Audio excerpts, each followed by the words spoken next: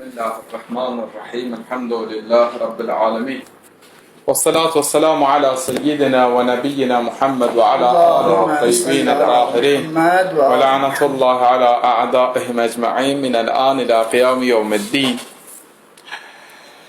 Demək, Allahın köməyi ilə və Əhl-i Beyt əleyhissalamın inayəti ilə başlayırıq Şeyx Səduq rəhmətullahi aleyhin Əl-Etiqadat əsərinə. Və Əl-Etiqadat Şeyx Səduq rəhmətullahi aleyhin ən qiymətli əsərlərindən biridir. Və başlamamışdan əvvəl ilk olaraq biraz şeyx haqqında və bu kitab haqqında az da olsa məlumat verməyə çalışarıq. Şeyx Səduq huvə şeyxul əcəl əl-əqdəm Əbu Cəfər Muhammed ibn Ali ibn Hüseyn ibn Musa ibn Babavey əl-Qummi və yu'raf bis-Səduq. Ki bu şeyxin adıdır ki, adı Muhammeddir, Əbu Cəfər künyəsidir və oxuyanda görəcəksiniz ki, hər bir şey başlayanda qalə Əbu Cəfərdən başlayır. Əbu Cəfər onun künyəsidir və adı Muhammeddir. Və Şeyx Səduq rəhmətullahi aleyh özü həmən Kütub-ı Ərbəə ki, 4 dənə həmin kitabdır. Həmin o 4 dənə kitabın müəlliflərindən biridir. Çünki o 4 dənə kitabı 3 nəfər yazıb. Şeyx Kuleyni rəhmətullahi aleyh və Şeyx Səduq rəhmətullahi aleyh və Şeyx Tusi rəhmətullahi aleyh. Və üçünün də adı Muhammeddir. Ona Muhammedunə Thəlath deyirlər. Yəni 3 dənə Muhammed. Və Şeyx Səduq rəhmətullahi aleyh özü əqdəm şeyxlərdəndir. Yəni ən qədim alimlərimizdən sayılır və ən böyük alimlərimizdən sayılır. Və olduğu ailə də İbn-i Babavayh ailəsi də çox böyük bir ailə olub və Qumda, ki həmin zamanda Qumda hədis mərkəzlərindən biri idi, mühəddislərin başında gələnlərdən idi. Həmən Şeyx Səduq rəhmətullahi aleyhin atası və onun ailəsi. Və atasının adı Ali ibn Hüseyn ibn Musa ibn Babavayhdir. Yəni bu ikisinə bəzən İbn-i Babavayhan və yaxud da Səduqan da deyirlər. Yəni, ata ilə oğula deyirlər. Atanın adı yadınıza saxlayın ki, Əlidir. Yəni, Ali ibn Hüseyn ibn Musa ibn Babavayh gəlsə və yaxud da Ali ibn Hüseyn ibn Babavayh, bəzən Musanı da yazmırlar. İbn Babavayh və Ali ibn Babavayh gəlir. Bilin ki, bu Şeyx Səduq rəhmətullahi aleyhin atasıdır. Amma Muhammed gəlsə, Muhammed ibn Ali, Muhammed ibn Babavayh, bundan məqsəd Şeyx Səduq rəhmətullahi aleyhin özüdür. Ali ibn Hüseyn ibn Musa ibn Babavayhin, yəni Şeyx Səduqun atasına.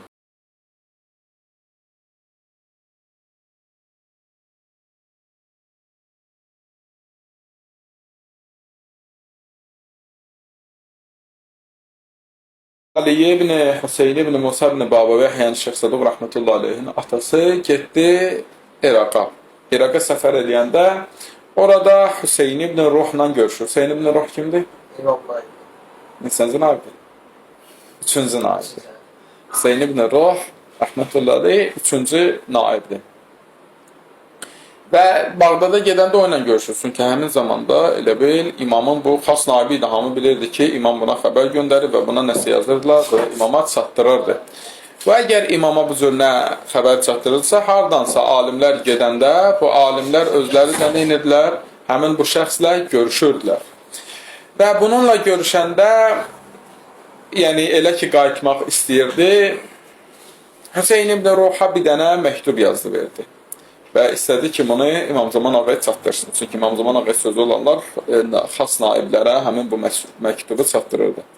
Və orada İmam Zamandan istədiyi şeylərdən biri neydi? İstədiyi şeylərdən biri bundan ibarət idi ki, imam onun üçün dua eləsin ki, Allah ona övlad nəsib eləsin və ona zürriyə versin.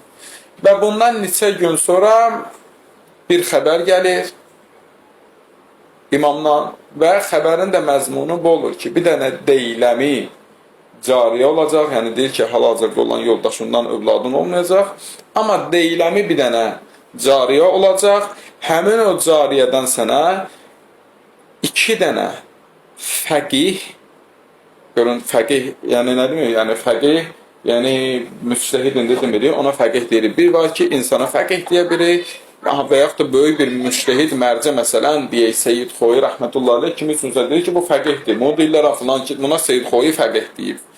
Düzdür? Bir də var ki, İmam Zaman ağa kiməsə fəqihdirsən. Deyir, 2 dənə övladın olacaq, bunlar bərəkətli olacaq və xeyirli olacaq və fəqih olacaqlar və yənfəullahu bih və Allah onun vasitəsilə nə edəcək? Yəni, insanlar ondan mənfəət götürəcək, onun vasitəsilə fayda verəcək. Və bunu nə qədər alimlərimiz qeyd edib, yəni bir dənə alimin qeyd eləməyi, yəni məsələn, Şeyx Nəcaşi öz ricalında bu hadisəni yazır, amma ondan sonra deyir ki, İmam Zamandan belə bir məktub gəldi ki, قَدْ دَعَوْنَ اللّٰهِ لَكْ بِذَٰلِكِ Biz Allahdan sənin barəndə bunu istədik, yəni istədik ki, sənə övlad nəsib eləsin. وَسَتُرْزَقْ وَلَدَيْنِ ذَكَرَيْنِ خَيَّرَيْنِ Ən xeyirli 2 dənə övlad sənə ruzu olunacaq.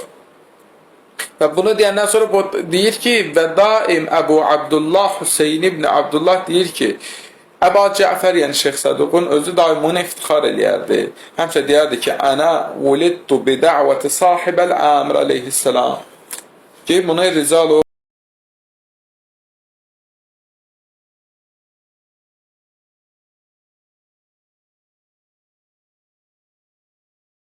Səduq rəhmətullah aleyhin dua ilə doğulduğu haqqında deyir və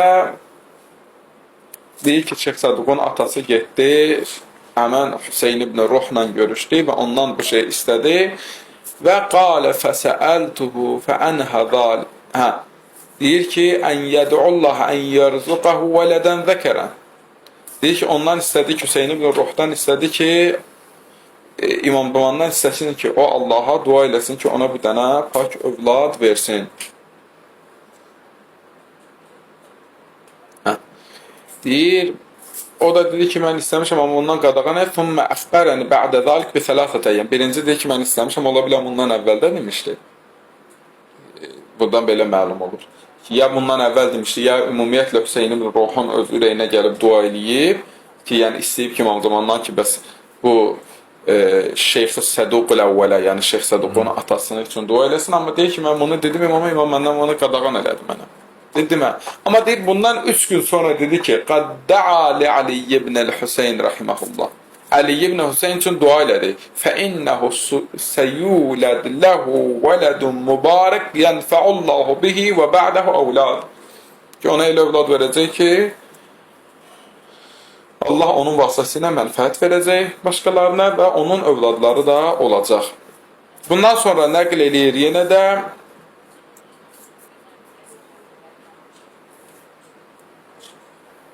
yəni başqa bir məclisdə olan hadisəni dedi. Deyir və qalə Əbu Cəfər Muhammed ibn Aliyyil Əsvad və səəltuhu fi əmri nəfsi ən yəd'u li ən urzqə vələdən zəkərə fələm yücibni iləyh və qalə li leysə ilə hadə səbil. Deyir, mən özüm üçün də istədim. Bu Əbu Cəfər Muhammed ibn Aliyyil Əsvad deyir ki, mən özüm üçün də istədim ki, İmam Zaman mən üçün dua eləsin, amma mənə dedi ki, yox, sənin üçün bu iş olmayacaq. Qalə fəvulidə li Ali ibn Hüseyin tilkə sənə Muhammed ibn Ali və bə'dəhu əvlad. Həmin bu ildə Muhammed ibn Ali, yəni İmam Zaman dua elədiyi ildə Muhammed ibn Ali dünyaya gəldi. Muhammed ibn Ali kimdir? Yəni Şeyx Səduq rəhmətullahi və başqa övladlar da dünyaya gəldi. Və ləm yulədli və həmin bu şəxs deyir ki, Əbu Cəfər Muhammed ibn Ali Əsvad deyir ki, mənim üçün övlad olmadı. Yəni nə cür İmam Zaman xəbər vermişdi o cürlə. Qalə Əbu Cəfər ibn Babaveyh və kan Əbu Cəfər Muhammed ibn Ali Əsvad kəsirən ma yəqulu li. Şeyx Səduq rəhmətullahi deyir ki, Əbu Cəfər Muhammed ibn Ali Əsvad mənə həmişə deyərdi. Yəni müxtəlif məclislərdə məni görəndə mənim deyir, həmən o kitablara olan marağımı, onu hifz eləməyimi görəndə, həmçə mənə deyir, leysə bi'əcəbin ən təkunə ləkə hadihir rəqb fil ilim. Deyərdi ki, sənin bu elmə bu qədər marağın olmağı, bu qədər kitaba marağın olmağı təəccüblü deyil. Niyə? Və əntə vuliddə bi dua ilə imam. Çünki sən imamın duası ilə dünyaya gəlmişsən. Və həmçinin İbn-i Nuhdan nəql edir, yenə də Şeyx Tusi rəhmətullah. Yəni, balaca alimlərimiz bunu nəql eləmir. Bunu niyə oxuyuram əvvəlcədən? Yəni, əvvəldən bilək ki, birinci böyük alimlərimizi tanımalıyıq və bilməliyik ki, bunlar kim olublar və kimin əsərini oxuyuruq. İbn-i Nuhdan nəql edir, deyir ki,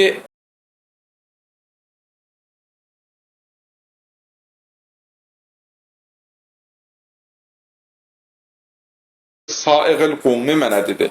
Bunlar hamısı Qum alimləri olub, ha? bir qummidir və qum məktəbi də həmin zamanda hədislə məşğul idi və həmin zamanda adət idi kim zəiflərdən hədis nəql edərdisə, kim nəchul və mürsəl hədis nəql edirsə, onu qumdan çıxardırdılar bayra. Yox, tezə Nəcəşi yox. Nəcəşinin hətta ustadı. Şeyx Səduqun ustadı. Bildin, bunların ustadı çıxardırdı. Həmin o Qummilər Əhməd ibn Muhammed ibn İsa Əl-Əşəri Əl-Qummi. Məsələn, onlardan biri idi ki, bu Əhməd ibn Muhammed ibn Bərqi neydi? Yəni kimi? Yəni İbn Xalid Əl-Bərqi olan, yəni Məhasin kitabının müəllifini çıxartmışdı. Sonradan peşman oldu. Sonradan niyə orada da çıxartmağıma səbəb bu deyil, elə belə ürək istəyirdi. Yox, bir şübhə düşmüşdü ürəyinə ki, bəlkə bu da o zəif hədis nəql eləyənlərdir. Bəlkə bu da qulub dəhlindəndir. Buna bir şübhə düşmüşdü, ona görə bunu çıxardır, sonradan görür ki, yox, səhv eləyib, bunu təzədən hörmətlə quma qaytarır və sonradan onun cənazəsində ayaqyalın və əmmaməsiz olaraq gedir ki, və bütün cəmaata ondan üzrxahlıq verir cəmaatın önündə. Bu, həmin o qummilərin nəql elədiyidir ki, bir burada deyir ki, bu Saiq Qummi də Muhammed ibn Əhməd ibn Muhammed Seyrəfidən, Əl-Məruf bi İbn Dəllaldan və başqa məşayixdən nəql edir. Yəni, Qum özə və qeyruhumə min məşayixə Əhl-i Qum, Əhl-i Qumun məşayixindən nəql edir. Ənə Aliyyə ibn, yəni bunlar elə bir şəxsdir ki, bunlar yalan şeyi görmürdülər, bildin, yalan danışan çıxardırdılar. Bunlardan nəql olunur Şeyx Səduqun dünyaya gəlməsi. Ənə Aliyyə ibn Hüseyn ibn Musa ibn Babaveyh kanə təhtəhu binti əmmihi Muhammed ibn Musa ibn Babaveyh. Deyir, onun nəzarətində kim idi? Əmisi qızının, Muhammed ibn Musa ibn Babaveyh ki, bunun əmisi idi, onun qızına bu baxırdı. Yəni, baxırdı necə? Yəni, onun yoldaşı idi də. Fələm yurzaq minhə vələdən və ona heç bir övladı yox idi ondan. Fəkətəbə ilə Şeyx Əbil-Qasım Hüseyn ibn Ruh. Hüseyn ibn Ruha, yəni imamın naibinə, İmam Zaman ağanın xas naibi olan Hüseyn ibn Ruha yazdı. Ən yəsələl hadra, ən yəd'uvallaha, ən yərzuqaha, qəhu əvladən fuqaha. Ki, İmam Zamandan istəsin ki, Həzrət deyəndə hadra, yəni həmin onun müqəddəs nahiyəsindən istəsin ki, İmam Zaman ağadan istəsin ki, o da Allaha dua eləsin ki, buna övlad nəsib olsun. Əvladən fuqaha, özə nəcür övlad? Adı yox, fəqih övlad. Fəcəəl cavab. İmam Zaman ağadan cavab gəldi. İnnəkə la turzaq min habihi. Sənin bu yoldaşına, yəni əmin qızından sənin övladın olmayacaq. Və sətəmlük cariyətən deyləmiyyə. Bir dənə deyləmidən olan bir dənə cariyə olacaq. Və turzaq minhə vələdeyni fəqiheyn. İki dənə vələdin, iki dənə oğlun olacaq. İkisi də fəqih olacaq.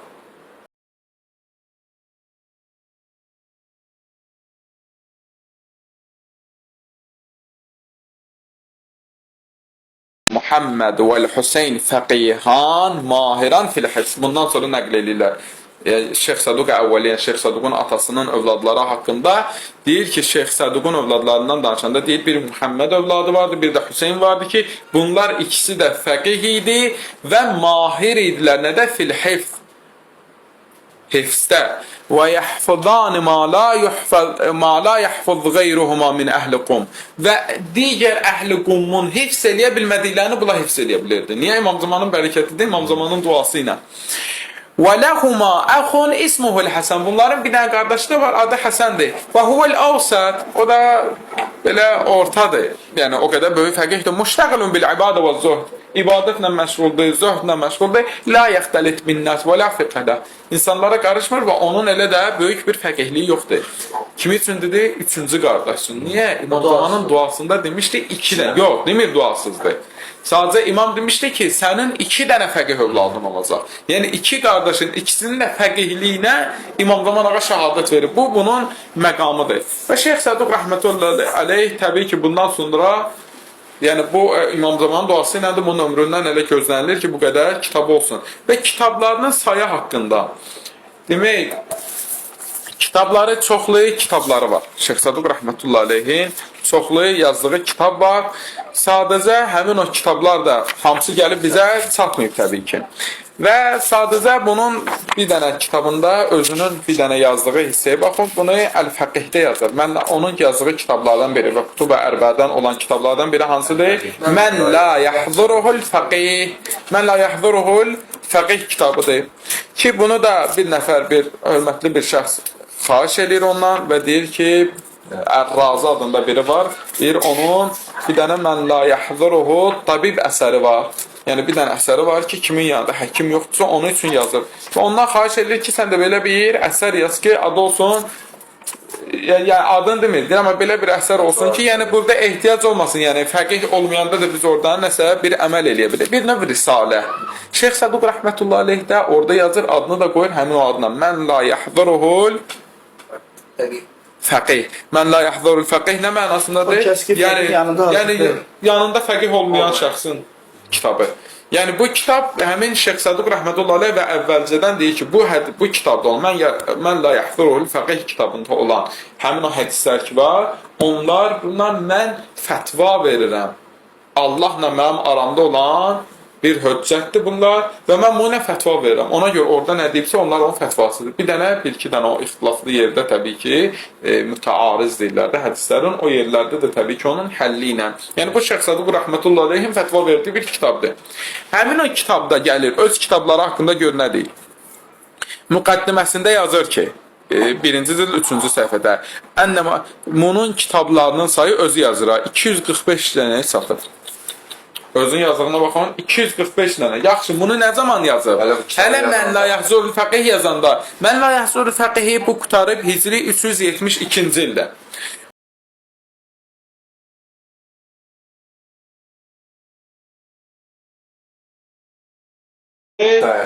Yəni, bir növ deyək, bizim kimi növ illərini boş-boşuna sərf eləsin. Təbii ki, bu nə qədər yazır.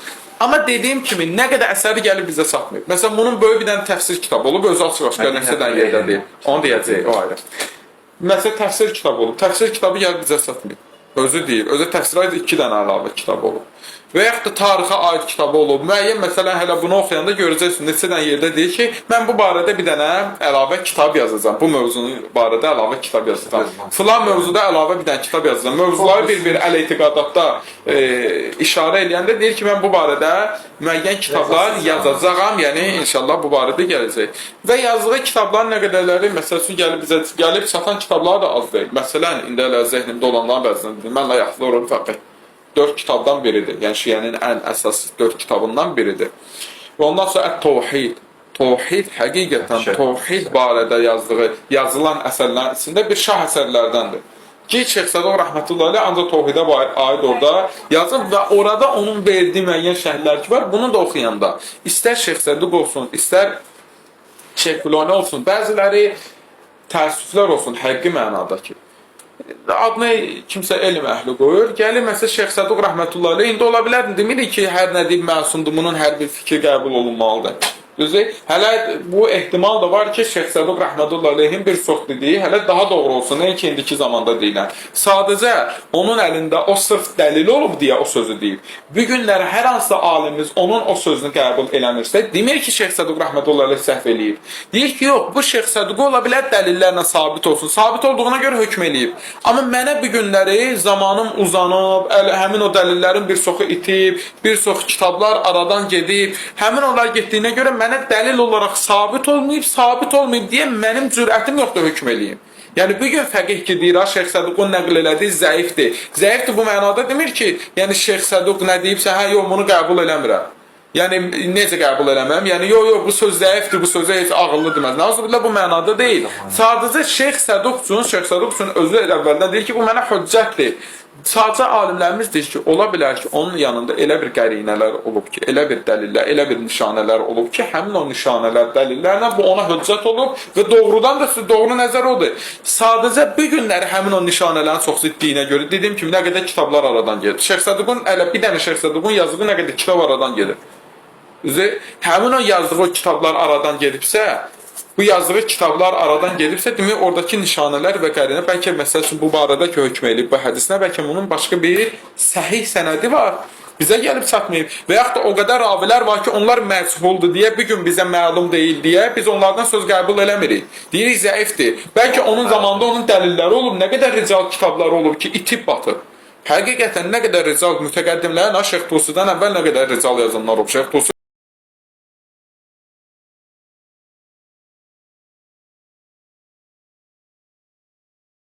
buna geçir də. Biz onlardan gördük ki, onların elə adəti buydu ki, hədislərin raviləri ilə məşğul olurlar. Yəni, raviləri haqqında kitablar yazarlar. Demək, həmin o kitab, bəs o kitablar hanı? Əlimizə gəlib satmıyor ki. Hələ Kəşfinin yazdığı həmin o rical ki var, Kəşfinin yazdığı öz rical gəlib bizə çatmıyor. Ona da Şeyx Tusi rəhmətullah, Allah rəhmət etsin, ondan İxtiyar Ma'rifatur Rical adlı müəyyən şeyləri getirib yazıb. Şeyx Tusinin kitabı gəlib bizə çatır. Amma Kəşfinin öz yazdığı kitab da gəlib çatmıyor. Sadəcə bir gün əllərdə olan Ricalul Kəşfi əslində Şeyx Tusi rəhmətullah aleyhin yazdıqıdır. Yəni Kəşfinin kitabından götürdüyüdür. Sadəcə Şeyx Tusi rəhmətullah aleyh özü siqa olduğuna görə orada olanların Kəşfindən olduğunu %100 bilirik. Düzdür, amma ondan əlavə də olub, olmayıb. Olub. Kəşfin yazdığı. İndi Şeyx Tusi rəhmətullah aleyh ixtisara görə, ya neysə görə onları nəql eləmir. Amma onlar da dəlil ola bilərdi. Yəni, bir gün bu söz cahil sözüdür ki, başa düşmür, yəni alimlər ki, zəif deyəndə neyi demək istəyir, mən Şeyx Səduqun sözü ilə hökm eləyəm, bilmərəm deyəndə neyi demək istəyir, bunu başa düşmür deyə gəl söz deyir. Gəlir biri durur, deyir ki, cəhalətindən, deyir ki, Şeyx Səduq kimi olub ki, elə belə ancaq hədis hifz edib, əzbərləyib deyən olub. Şeyx Səduq həmin o şəxs olub ki, İmam Zaman onun haqqında deyib, bu fəqihdir. Sən buna necə gəlib deyirsən ki, bu ancaq hədis nəql eləyən olub. Ya arkadaşlar, İmam Zaman ancaq hədis nəql eləyir, bir də nəql elədiyinə görə hədisi buna deyir fəqih. Yoxsa fəqih deyirsə, həqiqən dinin bütün məlumatları haqqında məlumatı olan şəxs mənasındadır. Təbii ki, fəqih deyəndə fəqih həmin o təhsə müstəhid mənasında deyilən fəqih mənada. Qur'an-ı Kərim, İmam Zaman deyəndə Qur'an-ı Kərimdə deyilən fəqihidir. Yəni, liyətəfəqqahu fid-din, dində fəqih olsun, dini, yəni bütünlüyünə bilsin, istər əqidəsi, istər əhkamı, istər əxlaqı. Bunlar barəsində bunun məlumatı olsun və bunu İmam Zaman ağa şəhadət verir. İmam Zaman ağa şəhadət verəndən sonra bir günləri gedib 2-3 il hardasa nəsə kitab əlinə götürən, durub bir günləri bunun əleyhinə söz deyirsə, bu adam demək, məsələni dərk eləməyib. Məsələni dərk eləmədiyinə görə bu sözü də deyir. Əgər məsələni dərk eləsəydi, başa düşsəydi Şeyx Səduq rəhmətullah aleyh, heç olmasa Şeyx Səduqun həyatı haqqında bir dənə kitab oxusaydı, başa düşərdi ki, yox, mən ki, bu adam haqqında deyirəm ki, bu hədis ancaq hifz eləyən olub bunu deyib. Demək, bu adam nə deyib? Bu adam Şeyx Səduqdan heç məlumatı yoxdur. Yoxsa bilərdi ki, İmam Zaman ağa anasından buna fəqih deyib.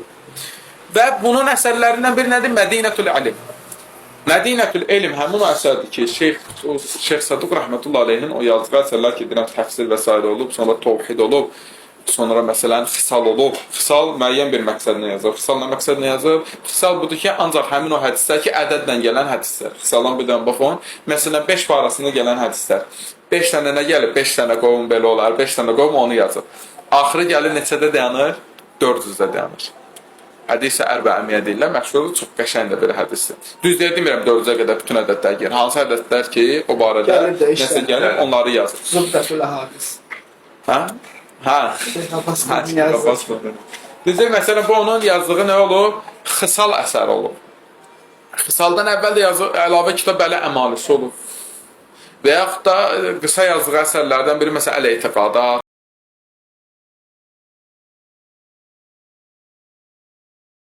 şiənin fəzilətləri və xəsaisdir, yox, xəsaisdir. Ya xəsaisdir, yox, elə xəsaisdir şiədir adı. Fədail, yox, sifatü şiə özürsün. Yəni şiənin sifətləri, düz elə mənası xüsusiyyətdir ya, yəni şiənin nə sifətləri var, xüsusiyyətləri var, sadəcə adına görə edirəm. Düzdür, sonra ad nədir, bir əsəri var, İxvan adı, yəni axırı bir Məcalisul İxvandır, yəni belə bir adı var ki, bu əsərlər hamısı Şeyx Səduqun əsərlərdir, onların içində bir dənədir Kəmaluddin.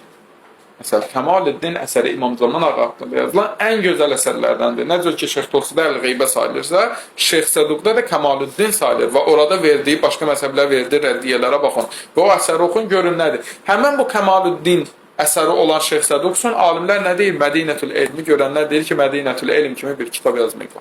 Və hətta deyirlər ki, mən la yahzul fəqihdən də böyükdir. Bu barədə yəni müəyyən o yazılan sözləri var. Alədən Yəni Mədinətül Elm var da. Ya onu Mədinətül Elm var yəni. Mədinətül Elm kitabı olub, yox, gəlib çatmayıb. Bir dənə axır vaxtlar məndə var. Nəcəfdə almışam onu. Bir balacadır, Mədinətül Elmdən gəlib çatmış bizə hədislər. Çox azdır. Yəni içində bilmirəm, bəlkə də 20 dənə, 30 dənə hədis olar olmaz. Yəni çoxa da gedib çatmır. Amma halbuki bu kitab özü Mən la yahzurul faqih ki, özü 4 ciltdir. Deyirlər bundan da böyük olub bu əsər. Və həmin o əsər haqqında Əllamə Məclisi özü ayrıca böyük bir pul ayırır. Ki, kim bunu tapsa ona bu pulu verirəm. Sadəcə əlimizə gəlib çatmayıb. Düzdür, İbn Tavusa qədər gəlib çatır. Ondan sonra da müəyyən alimlər qeyd edirlər ki, onlara qədər gəlib çatıb, ondan sonra gəlib çatır. Yəni, bu əlimizdən gedən kitablardır ki, həqiqətdə o ki, Əllamə Məclisi deyirəm və bir başqa alimləri böyük bir pul ayırıblar, böyük bir məbləğ ayırıblar ki, bunu kim Şeyx Səduqun bu kitabını tapsa ona verəcəklər. Əslində bunlar elmin qədərini biliblər, dəyərini biliblər, ona görə veriblər. Məsələn, bir dənə misal olaraq düzdür, bu bəhsdən əlavə sadəcə söz çəkər var bunlar.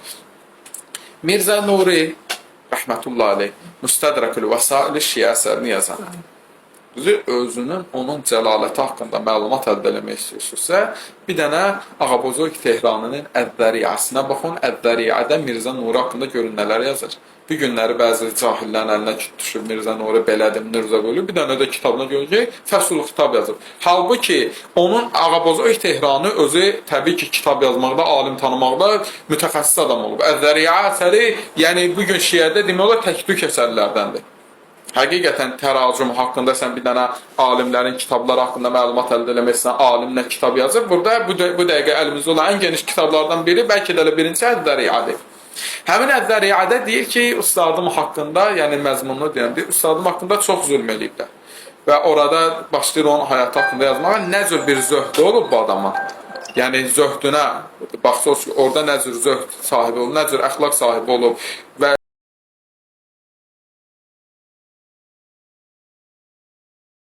gedəndə görür ki, həmin zamanda kiminsə evində kitab zad olanda getirərdi, kitablar qoyardı satışa. Bu görür ki, biri kitab satır, gəlir, baxır, görür ki, həmən o usulü ərbəəmiyə ki var, 400 dənə əsli kitab ki var, səhabələrin kitabları olub və ondan həmin bu kitablar götürülür. Məsələn, Əl-Kafidi, Mən la yahzurul faqihdir, İstifsadi və yaxud da digərləridir. Bunlar ki, həmin ondan götürülür. Bizə həmin o kitabdan ya 16 ya 17 dənəsini görür ki, orada satılır. Üstündəki bütün pullar verir, görür ki, bütün pullar çatmır öz əbasına. O vaxt ki, əbada indiki kimi nazı belə ucuz bir şey olmur. Biraz qalın və dəyərli bir şey olur. Düzü öz əbasına ilə yolda satır və ona verir və həmin o kitabla onu getirir. Bu, bunların elmi olan həmin o ehtimamını göstərir. O ki, bir dənə indi daha sözü çəkib deyə, o ki, haqqında da Fəslul Xitab ki, Quranı təhrifini etiqad olub. Ağabozoq Tehranı özü deyir ki, mənim ustadımdan özü nəql eləyir birbaşa Mirzə Nuridən ki, deyir ki, Mirzə Nurinin məqsədi olmayıb ki, Quran təhrifindən kitab yazsın. Sadəcə Mirzə Nuri sonradan deyir ki, ona ki, çoxlu hücum eləyirlər bu kitabın adı haqqında. Bəzilərində heç məlumatı yox idi o kitab haqqında. Nə yazıb orada, sadəcə hücum eləyirlər. Bu deyirdi ki, mən adında sadəcə geri bir dənə ədəm sözünü də qoyaydım. Ədəm sözünü qoymamışam. Fəsul Xitab fi Təhrif Kitab Rabbul Ərbab olmalıdır, belə bir adı olmalıdır. Ya biraz fərqli ola bilər adı, amma Fəsul Xitabın adı ilə məşhurdur. Həmin ki, o fi təhrif deyir, mən onda deməliydim fi ədəmi təhrif. Bunu onun tələbəsi siqə olan Ağabozoq Tehranı nəql edir və böyük alimə mühəqqiq günümüzdə həmin sahədə mühəqqiqlərdən olan Ayətullah Milani də elə bu sözə götürür və deyir ki, belə bir məqsəd olmuyor. Bu da indi ayrı bir bəhsdir, sadəcə söz çəkər oldu. Bu Şeyx Səduq rəhmətullahi aleyhin həyat haqqında qısa bir məlumatdır.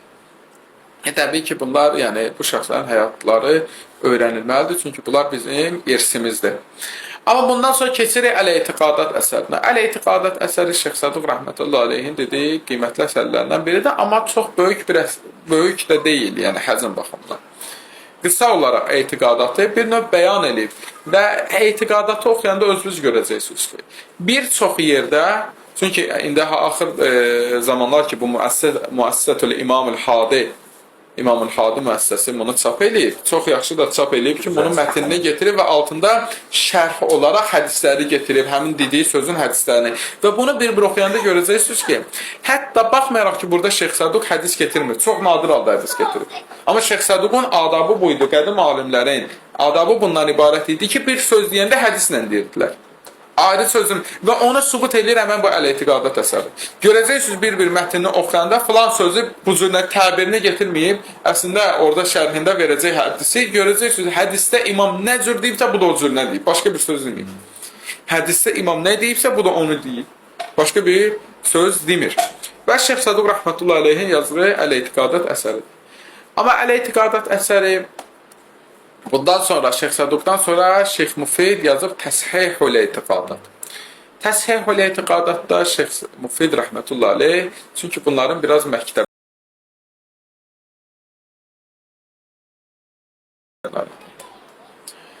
və Şiənin öndə gedənlərindən idi və bu Təshihul Etiqadat əsəri təbii ki, yayılırdı. Əl-Etiqadat əsəri. Şeyx Mufid rəhmətullahi aleyh, Seyyid Murtaza və hətta Şeyx Tusi də bunlar yaşayıblar Bağdadda. Xüsusən birinci Şeyx Mufid, ondan sonra çünki Seyyid Murtazadır və Şeyx Tusi də tələbələrdir. Hətta Şeyx Mufid rəhmətə gedəndən sonra Şeyx Tusi baxmayaraq ki, Şeyx Mufiddən dərs aldı və Seyyid Murtaza onun tələbə yoldaşı sayılırdı. Amma ondan sonra rəhbərlik keçir, mərcəiyyət keçir Seyyid Murtazaya və Şeyx Tusi ondan da dərs alır. Baxmayaraq ki, tələbə yoldaşı idi, amma ondan da görür ki, ehtiyacı var, ondan da dərs alır. Bu həmçinin böyüklərimizin o ədəb və əxlaqını göstərir. Və bundan ki, həmən o Şeyx Mufid ki, Bağdadda yaşayırdı, Bağdadda bilirsiniz qarışıq yer idi və orada müxalif məzhəblər də vardı, sünni də vardı, mütəzilə də vardı, başqa məzhəblər də. Və ona görə müəyyən əsər yazanda bunun da öz təsiri var idi. Necə? Məsələn, Şeyx Tusinin bir dənə Ət-Tibyanına baxsaq, Ət-Tibyanı niyə elə yazıb? Ət-Tibyanı sırf ona görə Şeyx yazıb ki, əbabımız. Deməli, Ət-Tibyan əsərini baxsaq, görərsiniz ki, Ət-Tibyanında nə deyir? Deyir ki, Qutada belə deyir. Mücahid belə deyir. Mücahid Nasibinin biridir Mücahiddən niyə söz nəql edir?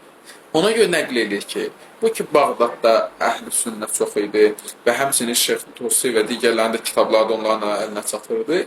Bunlar əslində bunların sözlara görə söz kimin idi? İbn Abbasın idi, Mücahidin idi, Qutadənin idi, bunların idi. Ancaq bunlardan nəql edirlər, yəni təfsir olaraq bunların sözü idi. Şeyx Tusi rəhmətullahi aleyh gəlir, bunların adını bir-bir sayır. Bunlar sayır, bundan sonra deyir ki, və qalə Sadiq aleyhissalam. Bunun əslində nəyi göstərmək istəyir? Bunu inanma göstərmək istəyir ki, birinci bu kitabı açan, ancaq qalə Sadiq görsə, onu oxumayacaq. Deyir ki, bunları oxusun, bundan sonra görsün ki, bunlar nə deyib, İmam Sadiq aleyhissalam nə deyib. Qoy hidayət tapsınlar, ən azından gözləri imamın da sözünü görsün. Və bundan əlavə onlar dedilər, sözdəki təfsiri yoxdur. Və məsələn, Əl-Uddəni Uddə olmalı, yadında olan Uddə olmalı onun fiqh kitabında. Uddəni ona görə yazır ki, sırf buna görə yazır ki, deyir ki, çünki deyir, çoxlu sözlər vardı bizim haqqımızda, bizim məzhəb haqqında deyirlər, sözdə fiqh qayda yoxdur, elə heç nə söz. Yəni, nə fiqh qaydamız var, nə fiqhimiz var. Deyir, sırf bu sözə cavab olaraq getirir, Uddə əsərini yazır. İstidlalla birbaşa getirir, həmin o əsəri yazır. Ki, baxın, görün neynə. Üzrsən, Uddə üsuldan olmalıdır. Mən bunların adında səs adım. Amma yəni fiqh əsərinin girişində həmən bu sözü yazır ki, bizdə də qaydalar var. Üsul fiqhin də yazılmasında əsas məqsədlərdən biri bu idi ki, bu iradlar bildirilir və həmən bu irada da, məsələn, bu zürünə kitablar yazırdılar. Bunlar ki, irad bildirir. Ona görə Şeyx Tusi rəhmətullahi aleyh də sırf hədislə kitab yazmayıb təfsirini. Mücahid Qutadənin sözünü də getirib və bundan sonra imamın da sözünü getirib. Və bunlar görsün, bizdə də təfsir var. Şeyx Mufid rəhmətullahi aleyh də Təshihul Etiqadatda müəyyən yerlərdə ki, həmin o yerləri müəyyən yerlərdə getirəcəm ki, Şeyx Mufid rəhmətullahi aleyh özü nə deyir bu barədə. Şeyx Mufid rəhmətullahi aleyh də müəyyən yerlərdə gələcək, adına baxın, Təshihul Etiqadat, yəni əl-etiqadat düzləşdirmə. Hansı yerlərdə ki, neçə cürdür? Bəzi yerlərdə elə sakit dayanacaq da, yəni Şeyx Saduq nə deyib, bu da ona razıdır. Bəzi yerlərdə əslində bu da Şeyx Saduqla eyni sözü deyir. Eyni sözü deyil. Sadəcə bu biraz izah edir. Bəzi yerlərdə zahirən elə bilir ki, məsəl üçün Şeyx Mufid rəhmətullahi aleyh elə başa düşüb ki, Şeyx Saduq başqa bir söz deyib. Bu getirir ki, başqa sözdür, amma əslində baxanda gözlərsiniz ikisi eyni sözdür. Sadəcə biri bu tərəfindən danışır, biri o biri tərəfindən. Amma bəzi yerlər olacaq ki, yox. Şeyx Saduqun sözünü qəbul eləməyəcək Şeyx Mufid. İradlar bildirir. Amma bu da bir fayda olaraq yadınızda qalsın ki, bu demək deyil ki, hər iradə eləyənin iradı düzgündür. bizdə nə Şeyx Saduq rəhmətullahi aleyh məsumdur, nə Şeyx Müfid rəhmətullahi aleyh. Baxmayaq ki, ikisi də ən böyük. İmam Zaman ağa bunun dünya gəlməsi üçün dua edirsə, o bursu üçün ümumiyyətlə neyir və həm məktub yazır ona və deyir, əxi olaraq müraciət ey mənim qardaşım və o öləndən sonra bir dənə onun üçün qəbrinin üzərində bir şeiri var, hindiyə qədər də yazıblar qəbrinin üzərində ki, bu imama nisbət verilir həmin bu şeir ki, İmam Zaman ağa orada bir şeir yazır qəbrin üstündə. Bu da Şeyx Müfid haqqında və Şeyx Müfid rəhmətullahi aleyh də o demək deyil, hər iradə ilə, bəzi iradə elədikləri yerlər düzgün olacaq. Amma bəzi yerlərində oxuyanda görəcəksiniz ki, yox. Ola bilər ki, Şeyx Müfid rəhmətullahi aleyh deyəcək ki, sən dediyin söz düz deyil. Və buna görə də və alimlərimiz də əslində, məsələn, Əllamə Məclisindən getirsə, Əllamə Məclisi bəzi yerlərdə Şeyx Saduqun, baxmayaq ki, Şeyx Müfid irad bildirib, amma deyib ki, yox, Şeyx Müfidin iradı düzgün deyil və Şeyx Saduq rəhmətullahi aleyhin elə sözü düzdür. Məsələn, bunun üçün baxsınız, həmən bu müqəddimədə baxsınız, müəyyən yerləri həmin bir-bir zikr eləyib ki, hansı yerlərdə. Və ondan sonra Seyyid Neymətullah Cəzairi rəhmətullahi aleyh də müəyyən yerlərdə Şeyx Müfid rəhmətullahi aleyhin sözünü qəbul eləməyib, Şeyx Saduqun elə sözünü qəbul eləyib. Baxmayaq ki, bunlardan sonra da, yəni bu onu göstərir ki, o demək deyil ki, hər kim müəyyən tələbələrdə bu cürünə fikir var ki, deyir filan kesin nəzərinə, filan kes cavab verib. Cavab verib, o demək deyil ki, cavab elə düz olmalıdır. Hələ nə deyibsə cavab o da düzdür. Xeyr, gərək o cavabın özü araşdırırlar ki, bu ola bilər ki, bu adamın sözünü başa düşməyib. Səhv başa düşüb ona cavab verib. Düzdür? Və yaxud da ola bilər ki, bunların əsaslı fikirləri ayrı olsun. Məsələn, müəyyən şeylər bunlarda fərqli olsun. Və bunların, məsəl üçün dediyim kimi, ümumiyyətlə bəzi yerlərdə görəcəksiniz ki, Seyyid Neymətullah Cəzairi rəhmətullahi aleyh də bu cürlə. Və yaxud da Şeyx Safi Qulpeyqani müasirlərdən. Məsələn, biri deyək ki, Əllamə Məclisi rəhmətullahi aleyh əxbarıdır və Neymətullah Cəzairi əxbarıdır. Halbuki onlar əxbarı olmayıblar. Bizim mənim sözümüz odur ki, nə Əllamə Məclisi əxbarı olub, onun da müəyyən yerlərdə usulü qaydanı qəbul elədiyi var və həmçinin o əxbarı ki, sırf dili Əstirabadı cərayını, o tamiz fərqli olub bunlardan. Amma müasir mərcə təqlidlərdən olan Safi Qulpeyqani. Məsələn, Safi Qulpeyqani müəyyən yerlər var ki, məsələn,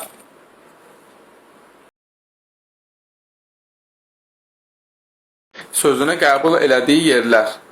Şeyx Saduq rəhmətullahi aleyhin sözünü qəbul elədiyi yerlərdən, məsələn, bəziləri var, 1, 2, məsələn, və 6 dənə yer sayır, 7 dənə yer.